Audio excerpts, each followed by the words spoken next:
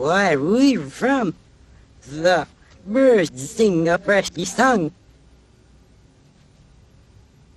And there's always music in the air. Marginalized and often overlooked, the concept of atmosphere in cinema is frequently met with skepticism due to its inherent ambiguity and the difficulty of defining it. Yet, we find ourselves drawn to what we often refer to, in the absence of precise terminology, as the mood, the atmosphere, or the overall sensations evoked by a film. These sensations arise from a unique interplay of original aesthetics, music, camera movements, and the distinctive attention to details, elements that linger in our minds long after the film ends and distinguish the cinematic experience from our perception of daily reality. Atmospheric cinema crafts its own self-contained worlds, where emotions take precedence over explicit messages, inviting viewers into a state of contemplation and deep immersion.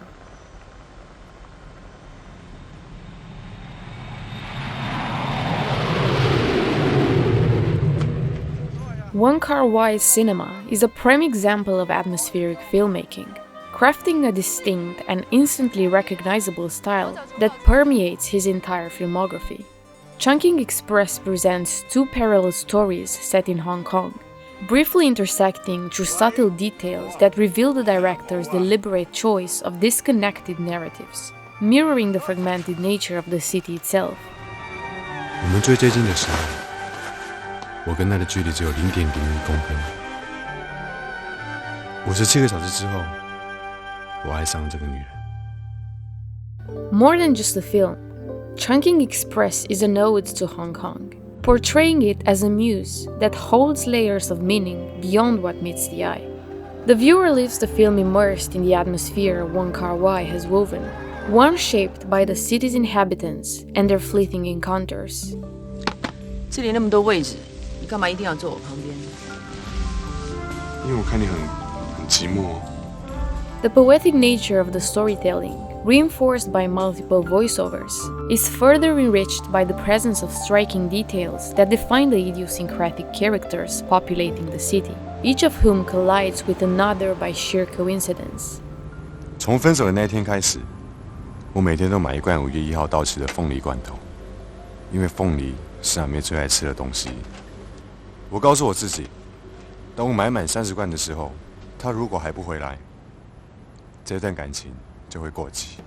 From a can of pineapple with an expiration date that echoes the bitter realization of a love's end, to fast food choices as a means of human connection, Chungking Express creates a paradoxical sense of innocence amidst a world of drug smugglers, gangs, and violent crime. Nostalgia plays a pivotal role in the film's atmospheric depth, where human connections are portrayed as ephemeral, echoing the motive of the expiration date. 秋刀鱼会过期，肉酱也会过期，连保鲜纸都会过期。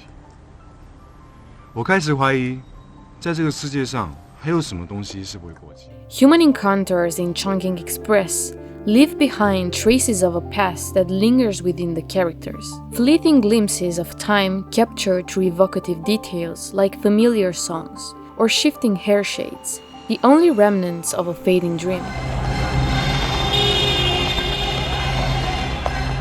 In the fast-paced city of Hong Kong, these mesmerizing characters exist like echoes, their personalities distilled into a handful of fleeting impressions, much like the ephemeral inhabitants of a dream.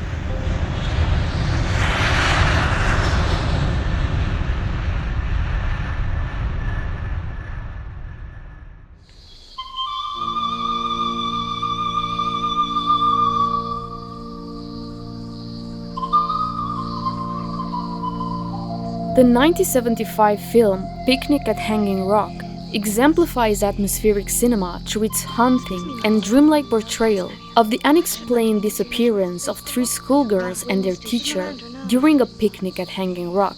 This mysterious event unfolds amidst a clash between untamed nature, the Australian space, and its colonial intruders.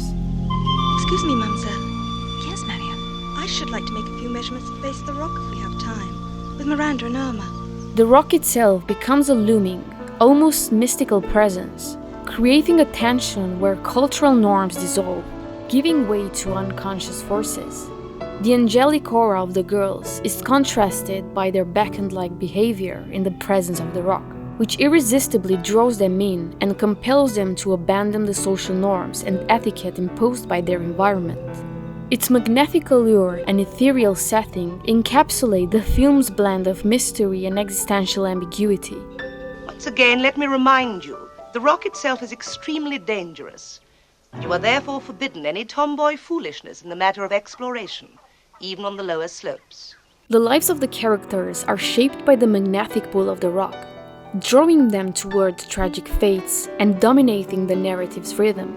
Acting as an omnipresent force, the rock governs the film's fragmented and dreamlike pacing, which resists clarity or resolution. Its enigmatic presence leaves the events shrouded in mystery. Miranda, don't go up there! Come back!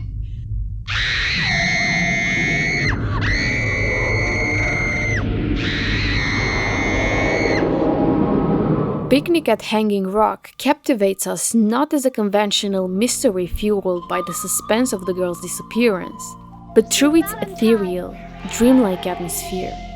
This is masterfully crafted with painting-like visuals and a mesmerizing soundtrack that lingers in our minds, echoing Edgar Allan Poe's haunting verses. What we see and what we seem are but a dream. A dream within a dream.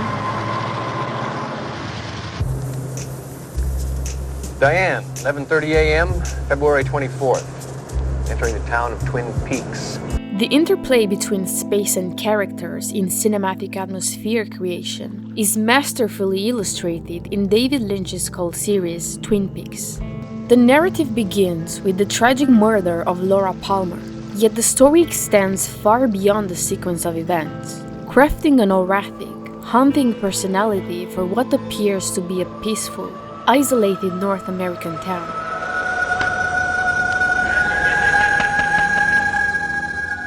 The atmosphere itself becomes central, evoking a profound sense of uncanniness that disrupts the illusion of normalcy in daily life. Lynch introduces odd, unsettling elements to disturb the familiar, blending discomfort with an irresistible allure through their sheer originality. It is happening again. Simple details, like a one-armed man passing by and vanishing near a hospital morgue, or a woman carrying a log with her, create an uncanny atmosphere that ultimately becomes absorbed and integrated into the broader landscape. It's easier talking into the recorder. I guess I feel I can say anything. All my secrets. The naked ones. All the central characters lead a double life to some extent, with Laura Palmer embodying this duality most vividly. By day, she is a popular, civic-minded, and exemplary student, while by night, she is involved in prostitution and drugs. The revelations uncovered during the investigation into her death symbolize and reflect the city's own hidden duality, lying beneath its outward appearances. Red drapes, Harry, for my dream. The merging of dreams and reality is epitomized by strange and unexpected phenomena that seamlessly integrate into the mundane, unchallenged by the characters. Through the darkness of future past, the magician longs to see one chance out between two worlds. Fire.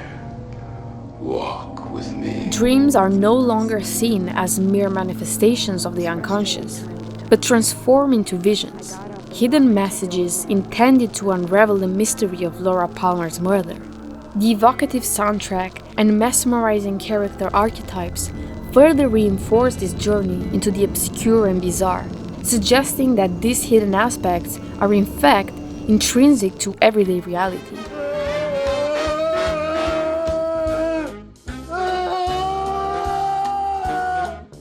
These themes of violence, absurdity, paradox, and the paranormal shape Lynch's surreal atmospheric style, drawing viewers in with how effortlessly these elements coexist with the seemingly ordinary. His work captures a striking tension between the tolerable and the unsettling, leaving an indelible mark on the viewer's perception of reality.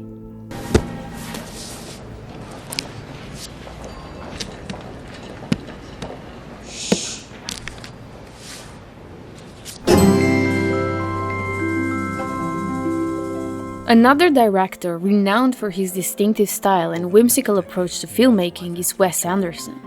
The Royal Tenenbaums tells the story of a brilliant yet unconventional family whose peculiar upbringing and idiosyncratic journeys into adulthood are intricately crafted through a series of humor-filled events. The film's light-hearted tone softens the impact of its dramatic moments, offering a uniquely positive perspective. I got a pretty bad case of cancer. Oh, how long are you gonna last? Not long. A month, a year? About 6 weeks. Anderson's hallmark elements, such as the narrator's voice and his signature, meticulously curated color palette, establish a recognizable fairy tale atmosphere. Even moments of misfortune are presented with a sense of optimism, paving the way for the film's ultimately joyful resolution. What happened to your finger? Shh. It's okay, I'll tell you. I'm adopted. Did you know that? What captivates us beyond the narrative is the whimsical world Anderson creates, filled with peculiar details that bring his original characters to life. Their interactions and personal evolution remain unpredictable, drawing the audience deeper into their stories. I think we're just gonna have to be secretly in love with each other and leave it at that, Richie. Among these characters is Margot Tenenbaum, a brilliant, rebellious, and enigmatic playwright in her childhood, struggling with a creative block and depression in her 30s. Her mysterious allure stems from her past and her present misadventures, including her dissatisfaction with an ill-suited marriage. Her missing finger, as well as her disparition and romantic adventures, are details which offer a sense of singularity of the character who, as a sign of rebellion, continues to wear the same style of clothing as she used to during her childhood years. That's 72 unforced errors for Richie Tenenbaum. He's playing the worst tennis of his life. What's he feeling right now, Tex Hayward? I don't know, Jim. There's obviously something wrong with him. Similarly, her brothers find themselves grappling with their own despair. Richie Tenenbaum, a former tennis prodigy, retreats into self-imposed isolation after the collapse of his once promising career, while Chas Tenenbaum, despite his prior financial and scientific success, is consumed by paranoia, obsessively ensuring the safety of his two young sons. 4 minutes, 48 seconds. We're all dead, burned to a crisp. The richly detailed character portrayals, combined with the estranged father's role in the family's unraveling, contribute to the film's fairy tale-like atmosphere. This whimsical world, however, hinges on the poignant condition that the family must reunite to reclaim their former brilliance. Anderson masterfully delivers this reunion in a peculiar yet heartfelt way, leaving viewers with a hopeful and enduring impression.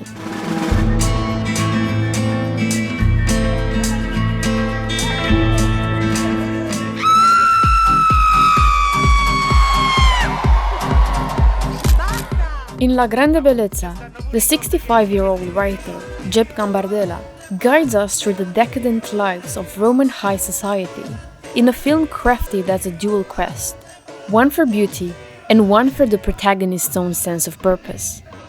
Ero destinato alla sensibilità. Ero destinato a diventare uno scrittore. Ero destinato a diventare Jeb Gambardella. The film distinguishes itself not so much through its plot, but through the immersive atmosphere it creates, with highly staticized shots designed to evoke the pure emotion that art, as an expression of beauty, can inspire. Love and death emerge as central motifs in the film, transcending superficiality, decadence, and materialism. The sudden death of a tourist, captivated by the splendor of Rome, introduces these themes early on. Vedi, sei morto. Ieri. Death takes on profound significance, symbolizing the protagonist's advancing age and serving as a poignant memento mori in his quest for meaning as he faces life's inevitable end. This motif gradually resists the superficial world of appearances he inhabits, piercing through its exterior. Ad un funerale non bisogna mai piangere, perché non bisogna rubare la scena al dolore dei parenti.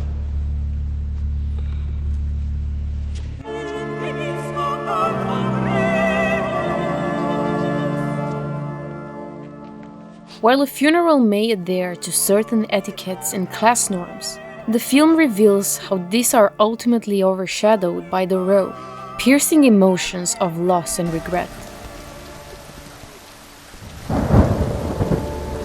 From this starting point, another proeminent theme takes shape: the divine and religious grace, which is portrayed as an expression of pure beauty. The film contrasts the purity of art and religious devotion with the decadence of money and indulgent pleasure. In this milieu, art itself becomes corrupted when its creation is driven by a desire for fame and profit. Ma siete deficienti? Mi state distraendo l'artista. Papà, ci stiamo divertendo. Carmelina, dovresti venire di là a lavorare un pochino.